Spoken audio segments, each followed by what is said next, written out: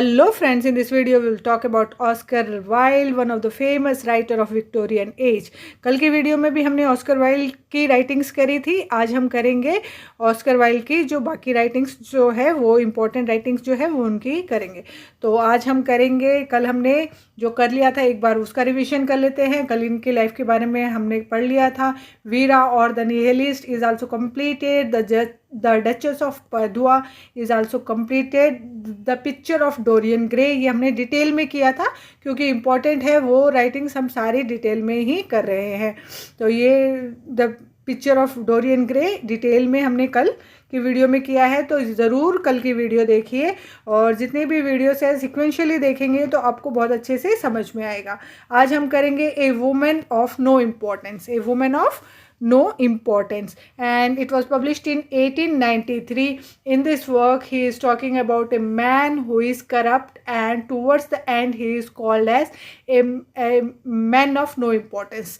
तो ये एक इसमें एक आदमी के बारे में बोला जाता है जो बहुत ही करप्ट इंसान है, और एंड में जो प्रोटोगनिस्ट है वो बोलती है कि a man of no importance, तो उसे बोला जाता है man of no importance.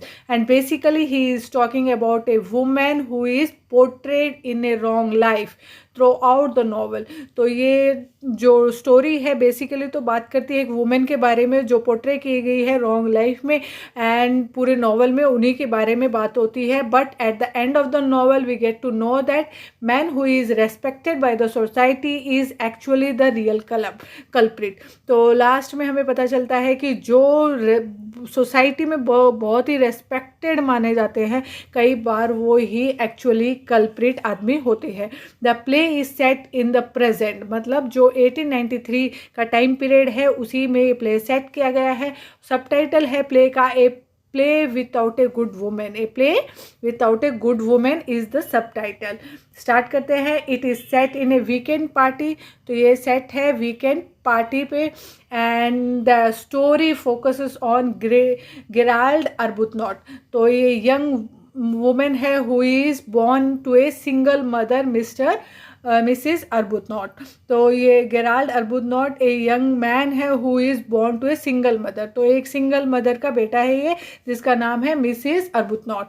And Mrs Arbuthnot is shamed by the society because at that time in a Victorian period, और मिसिस जो अर्बुथनॉट है उसे सोसाइटी के थ्रू बाहर किया गया है, उसे एक अच्छी औरत नहीं माना जाता. विक्टोरियन टाइम पीरियड में if a mother had given A birth to a child and if she is not married then it is a very shameful thing for that lady.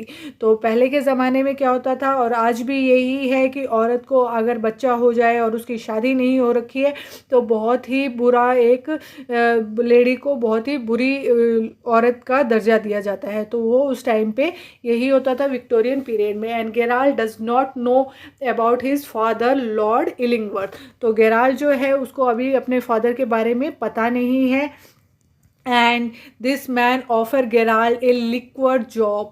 तो जो उसके फादर होते हैं इलिंगवर्थ वो उसको लिक्वर्ड job offer करते हैं. But he is morally corrupt and he intends to seduce. तो वो मॉरली करप्ट इंसान है. And Gerald fiance name Hester Worsley. तो गेराल्ड की जो फियांसे है उसका नाम है Hester Worsley. And Lord Illingworth make one more attempt to bring Geralt into his life. तो एक और जो इलिंगवर्थ पहले तो उसकी माँ को ही वो धोखा दे चुका है और उसके बाद में अभी उसका जो बेटा है मिसिस अर्बुथनॉट का, उसको गेराल्ड को वो फंसाने के चक्कर में इनटू हिज लाइफ अपनी ज़िंदगी में फिर से लाना चाह रहा है. From Mrs Arbuthnot refuses that I am not going to give you my son. क्योंकि मिसिस जो अर्बुथनॉट है उन्होंने साफ मना कर दिया था कि मैं मेरा बेटा तुम्हें नहीं दूंगी. And idea behind this is that she is very strong lady. और ये बताना चाह रहा है राइटर कि वो एक बहुत ही स्ट्रॉन्ग लेडी है जो अपने बच्चे को अकेले भी संभाल सकती है. Who think that she has not done anything wrong and culprit is Lord Illingworth. और वो जानती है और वो अच्छे से जानती है कि मैंने कोई गलती नहीं की है, गलती करने वाला लॉर्ड इलिंगवर्थ है. मैं गलत नहीं हूँ, गलत लॉर्ड इलिंगवर्थ है.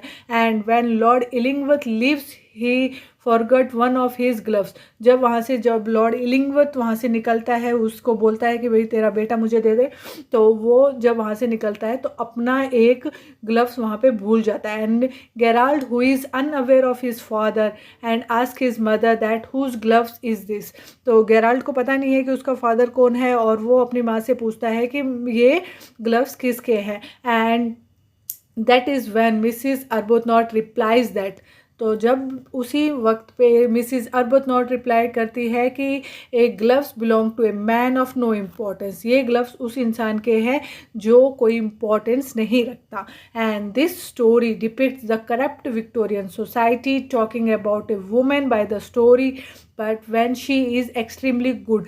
ये एक विक्टोरियन जो सोसाइटी, करप्ट विक्टोरियन सोसाइटी के बारे में स्टोरी है, जो एक वुमेन को करप्ट बता रही है, लेकिन वो गुड है extremely. She is good and respected by the society, और वो अपना जीवन शैली बहुत ही रेस्पेक्टफुली जी रही है। And Lord Illingworth not only committed the crime which he does not admit, but then he also tries to seduce his son fiancee. बल्कि वो जो क्राइम उसने कर रखा है उस लेडी के साथ, उसको एक्सेप्ट ना करके अभी वो जो उसका सन है गेराल्ड, उसकी जो फियांसे हेस्टर है, उसके साथ भी उसको भी सिड्यूस करना चाहता है। तो रॉन्ग कौन हुआ? A man of no importance इसका नाम होना चाहिए था, तो a women of no importance इसका नाम रखा गया है। लेकिन ये स्टोरी दर्शाना चाहती है कि ये स्टोरी एक ऐसे इंसान के बारे में है जो man of no importance. The next writing is Salome. The next writing of Oscar Wilde is Salome. तो it was published in 1893 and it is a tragedy. ये एक ट्रेजेडी है। It is retelling of biblical stories, जो Bible में लिखी हुई है उसी की एक रीटेलिंग है of Salome who is the step daughter of Herod Antipas. तो ये स्टेप डॉटर है, मतलब सौतेली बेटी है किसकी? हेरोल्ड एंटिपस की। Harold is very happy, Harold बहुत खुश है। When he sees Salom dancing, तो हेरोल्ड बहुत खुश है जब वो अपनी बेटी को डांस करते हुए, सौतेली बेटी को डांस करते हुए देखता है। And when he asks Salom that what you want in return of this beautiful dance that you have presented, तो जब वो बोलता है कि तुम्हें क्या चाहिए भैया, तुमने तो बहुत अच्छा सुंदर डांस किया है मेरे आगे, तो अब तुम्हें क्या चाहिए? And Salome says that I want the head of John Baptist. तो सलोम बोलती है मुझे जो जॉन एबेस्टस है उसका सर लाके दो, उसकी धड़ लाके दो। तो ये स्टोरी थी सलोम की। इसके ऊपर एक क्वेश्चन आ चुका है, who has written the play Salome? Who has written the play Salome? तो answer is Oscar Wilde. Answer is Oscar Wilde. Next चलते हैं, एन आइडियल हस्बैंड। आपका टाइम बहुत ही प्रीशियस है, इसलिए मैं थोड़ी स्पीड में करा रही हूँ सिलेबस, तो डोंट वरी, सिलेबस भी हमें कवर करना है और स्पीड भी अपनी मेंटेन रखनी है ताकि एग्ज़ाम में दिक्कत ना आए। तो स्टार्ट करते हैं the next work, N ideal husband. मेरी वीडियोस आपको अच्छी लगे तो प्लीज़ जल्दी से जल्दी चैनल को सब्सक्राइब कर लें। चैनल को जब भी देखें तो प्लीज़ लाइक ज़रूर करें, मोटिवेशन मिलता है, हौसला मिलता है और बेहतरीन आपके लिए करने का। तो मेरी बेहतरीन और अच्छी वीडियोस देखने के लिए तो प्लीज़ मेरे चैनल को लाइक और सब्सक्राइब ज़रूर कर लें। कोई डाउट हो तो कमेंट करें और शेयर अपने फ्रेंड्स में, सर्कल में ज़रूर करें। The next is an ideal husband. It was published in 1895 and the plot begins with Mrs Cheveley blackmailing sir Robert into a scam in Argentina. तो प्लॉट शुरू होता है किससे? जो मिसिस शिवल्ले है ब्लैकमेल कर रही है किसको? सर रॉबर्ट को, एक स्कैम के लिए जो अर्जेंटीना में हुआ है, बेस्ड ऑन एविडेंस, जो उसके पास एविडेंस है। शी हैज़ जो, and both this Mrs Cheveley and sir Robert make huge fortune, और वो बहुत सारा स्कैम करके बहुत सारा फॉर्चून कमा चुके हैं after selling Swiss canal company. तो स्विस कैनाल कंपनी को बेचने के बाद में काफ़ी सारा ये धन दौलत कमा चुके हैं दोनों ही, Mrs Cheveley and sir Robert. और मिसिस चेवर्ले इसमें ब्लैकमेल कर रही है किसको? सर रॉबर्ट को। And the story name is an ideal husband. तो नेक्स्ट हम करते हैं कल की वीडियो में the importance of being earnest कल की वीडियो में करेंगे, क्योंकि ये काफ़ी एक वीडियो लगेगा इसमें, तो मैं नहीं चाहती कि इसको स्पीड में कराऊं, क्योंकि इसको डिटेल में ही हम कल की वीडियो में करेंगे। आज हम इनकी जो बाकी राइटिंग्स है वो कंप्लीट कर लेते हैं, तो ये कल की वीडियो में हम करेंगे। आज हम करते हैं the ballad of Reading jail. The ballad of Reading jail, तो ये इट वॉज पब्लिश्ड इन 1897, ये पब्लिश हुआ था 1897 में। And each man kills the things he love, इसमें एक लाइन दी गई है, each man kills the things he love, तो हर इंसान अपनी पसंदीदा चीज़ को ही मार देता है। And the poem is divided in 109 stanzas, तो पोएम 109 स्टैंजास में डिवाइड है। It is A ballad poem, ये एक बैलेड पोएम है।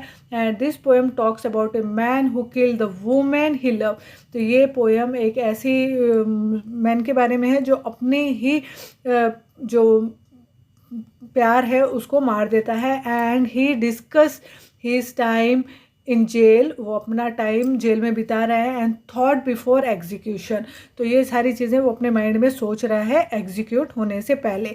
And he does not regret his action, वो अपने जो उसने काम किया है, मारा है, उसके लिए बिल्कुल भी रिग्रेट नहीं है, बिल्कुल भी उसको कोई महसूस नहीं हो रहा। Because he says that each man kills the things he love, क्योंकि वो ये लाइन बार बार बोलता है कि each man kills the things he love, जो इस चीज़ को हम प्यार करते हैं उसी चीज़ को हम मारते हैं।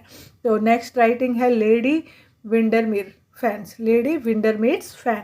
It was published in 1882 and this is a satire on Victorian society, तो ये एक व्यंग किया है उन्होंने, व्यंग कसा है किसके ऊपर, विक्टोरियन सोसाइटी के ऊपर।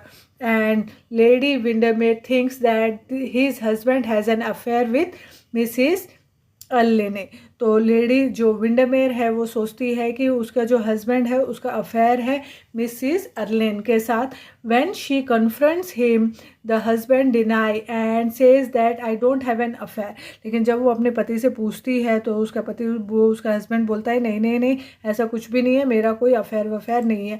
And future lady Windermere is extremely upset to find that on the birthday party of Lady Windermere, her husband Mr. Windermere has invited Mrs. Allen, तो लेडी विंडरमेर है बहुत ही उदास है, क्योंकि जो बर्थडे पार्टी है उसमें जो मिस्टर विंडरमेर है उन्होंने मिसिस अर्लिन को इनवाइट किया है। And she is so upset that she runs away from the party, और वो इतनी दुखी होती है क्योंकि पहले उसको उसके ऊपर शक है और वो उसी को बुला रहा है, तो वो इतनी दुखी होती है और पार्टी छोड़ के चली जाती है। And she decide to go and have an affair with another person whose name is Lord Darlington, तो वो सोचती है कि मेरे को भी उसने अफेयर किया, मेरे को धोखा दिया, तो मैं भी उसको धोखा दूं, अफेयर करूं, किसके साथ, लॉर्ड डार्लिंगटन के साथ। And towards the end we get to know that actually no one has an affair, तो लास्ट में हमें पता चलता है ना तो लेडी विंडरमेर ने अफेयर किया, ना ही उनके पति का कोई अफेयर था।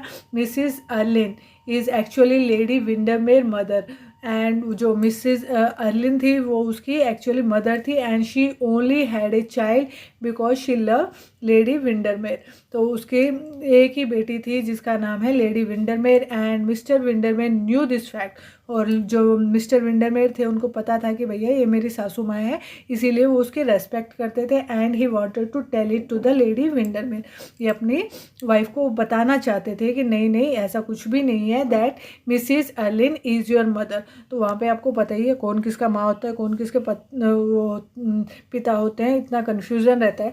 तो इसमें वो जो मिस्टर विंडरमेर है वो उसको बताना चाहते थे कि Mrs Erlynne is your mother, that is why I am giving more importance to her and not my lover, वो मेरी लवर नहीं है, तुम्हारी ही माँ है। And before he could do that lady Windermere run away to lord Darlington, और वो उसको बताए उससे पहले ही लेडी विंडरमेर तो चली गई पार्टी छोड़ के लॉर्ड डार्लिंगटन के साथ अफेयर करने।